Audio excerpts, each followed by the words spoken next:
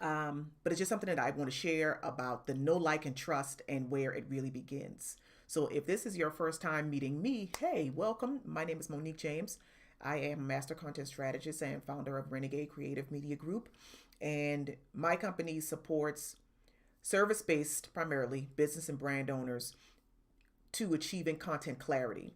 And content clarity is super duper important because when you are clear on your content and all of the aspects that includes, then you will know what to say online to help you build awareness and establish credibility and get paid for your products and services. And I want to talk today about this thing that we hear, this phrase that we hear thrown around all the time, especially in the online marketing space, and that is know, like, and trust. Everybody talks about that, right? When people talk about writing blog posts and doing YouTube videos and doing live broadcasts, everybody talks about the importance of building know, like, and trust. And yes, we do need that. We need our audiences and the people that follow us and the people that consume our content to know us, to like us, and to trust us. That is a fact. However, what I want to invite us all to acknowledge is that the know, like, and trust starts with us first. If you do not know, like, and trust yourself as a business owner, as a leader, as a creator of content, then you could record all the YouTube videos. You could write all the blog posts. You could do all the content all day long. If you are insecure in yourself, that is what is going to come through in your content. If you don't know, like, and trust you, your content won't really have the impact that you intend for it to have. So I want to offer you a few ways to help you get to that know, like, and trust. I shared a story in a talk recently about how when I first started my event planning business back in 2010, that was my introduction into entrepreneurship, into business ownership. And I talk about how when I started that business, I knew out the gate that I did not want to work with brides. I was unapologetic about saying, nope, I am not a wedding planner. I am an events planner, and I work with businesses and brands. I was clear in saying that. So when I created content and when I showed up to networking events and when I talked to people that would reach out to me, I didn't have a problem turning people away and saying, nope, I'm not the planner for you. I recommend this person or that person. I didn't have a problem saying no. And I also didn't have a problem when people said no to me because I was clear. I knew what I wanted to do, who I wanted to work with. I was satisfied with that decision, and I trusted that I would be able to deliver what I said I could deliver. And the challenge right now, the challenge we're seeing with creators right now is people don't know, like, and trust themselves. And they think they can manufacture that feeling. They think you can't manufacture trust in somebody else if you don't trust yourself. You can't manufacture that security in somebody else if you are insecure in yourself. So when it comes to your content, those things matter, and they don't just matter for the people that you're hoping will buy your product. They matter for you too, as the business owner, as the person that's inviting them to a relationship, to a transaction, as the person that's offering them something that's supposed to help them create transformation. The know, like, and trust starts in you. It has to already be present in you in order for you to be able to create it or manufacture it in your audience. So I want to talk about I want to break this down, know, like, and trust, and give you a few suggestions, because now that we're clear that if you don't know, like, and trust yourself, your content will not create that feeling of know, like, and trust that you want. You might as well be pissing in the wind. That was crass, but that's just the truth.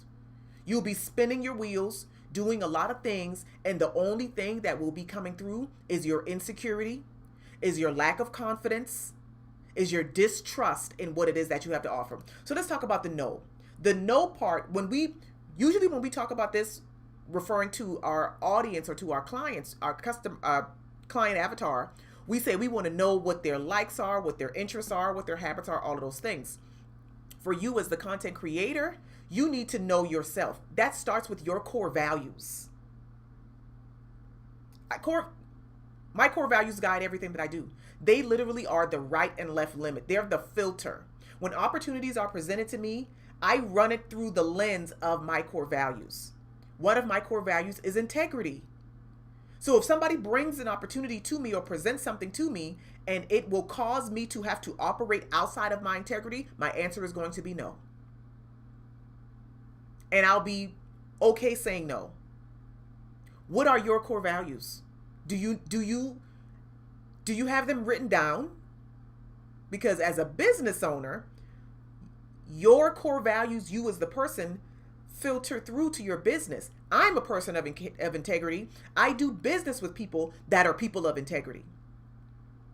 So I would start with getting clear on what your core values are and write them down and make sure that everybody on your team or anybody that would be in any situation that they're representing your business knows what those core values are as well.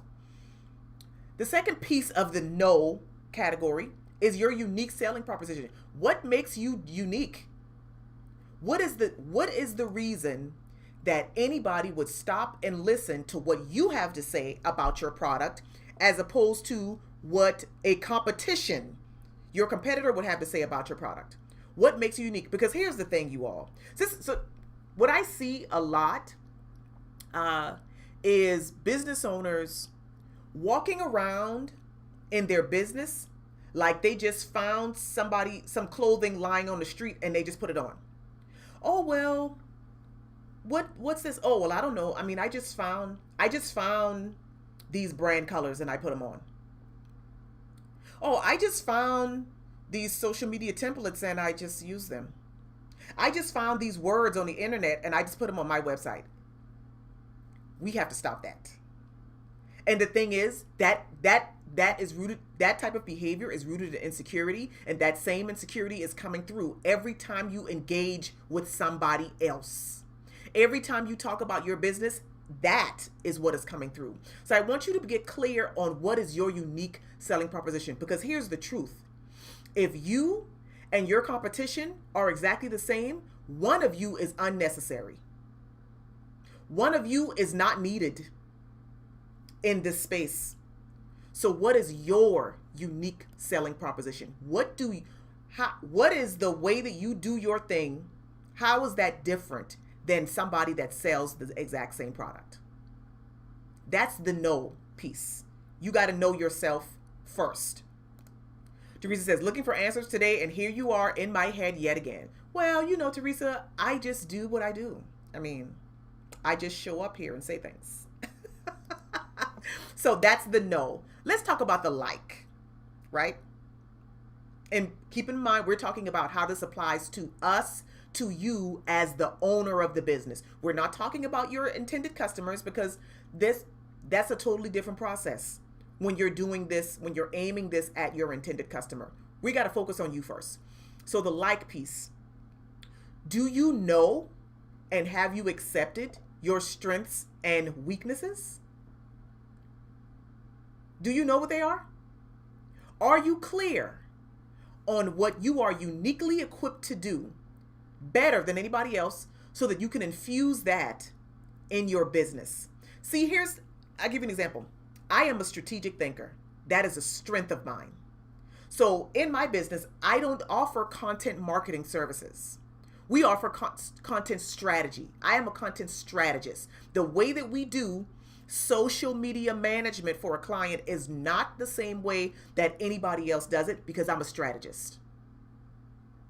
So that's how I infuse one of my strengths into how I serve my customers and clients. But if you don't know what your strengths are, you won't be able to infuse those things into your business, and you won't have a unique selling proposition, and you will sound exactly like your competition, and one of you will be unnecessary. know what they are, acknowledge them, and then build your business around those things, because you can't change them. I'm not interested in trying to change the things that I'm weak at when I can hire somebody who's strong in those things. Because I could be doing other things, same as you.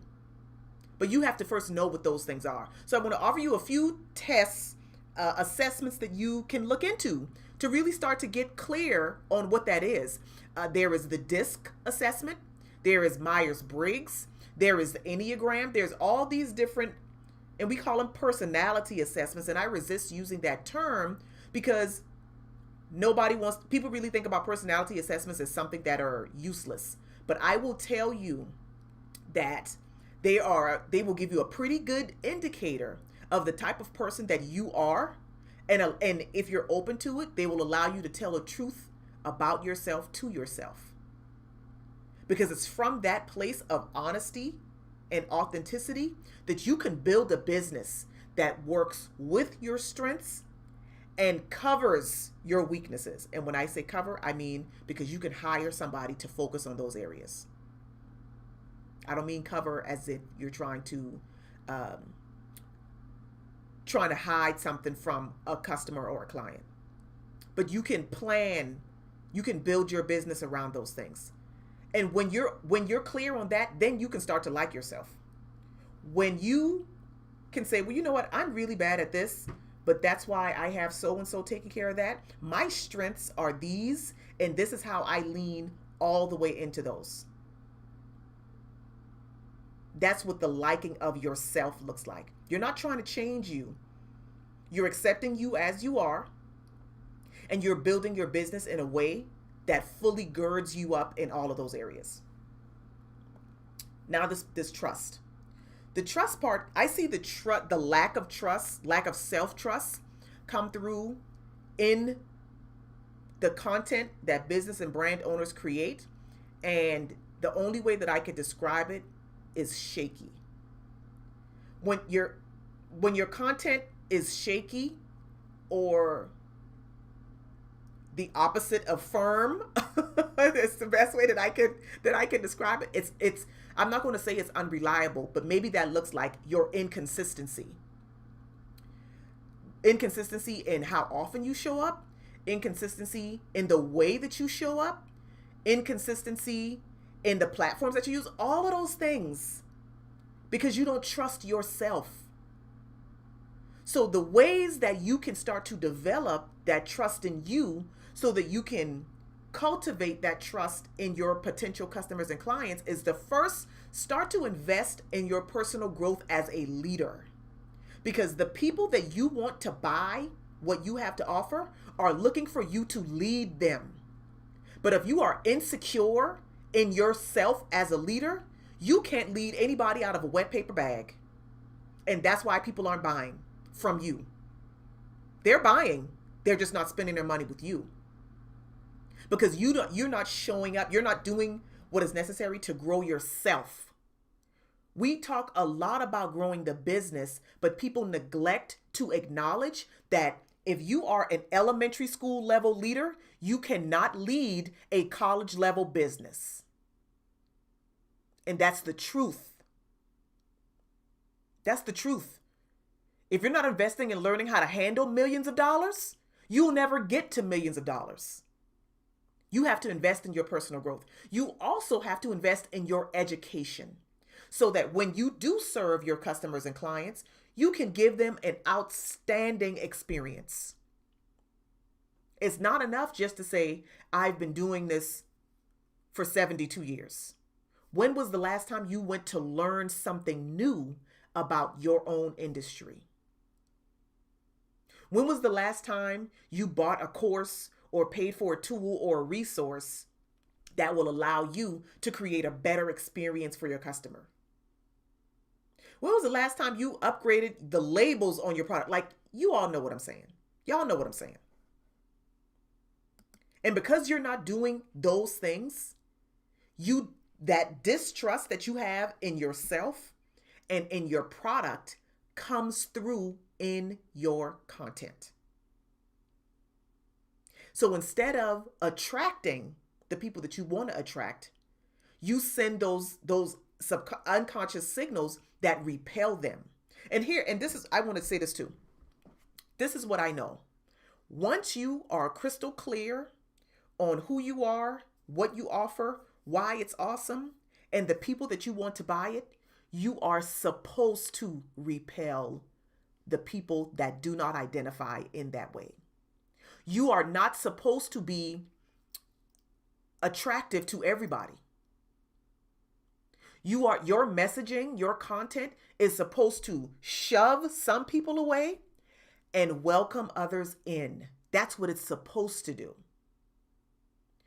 Some people are not supposed to engage, are not supposed to like, are not supposed to follow. And the issue is business owners today are looking to the wrong people for their validation.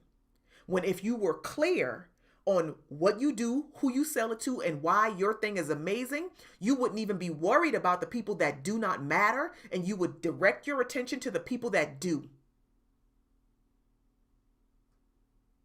That's what it looks like to know, like, and trust yourself.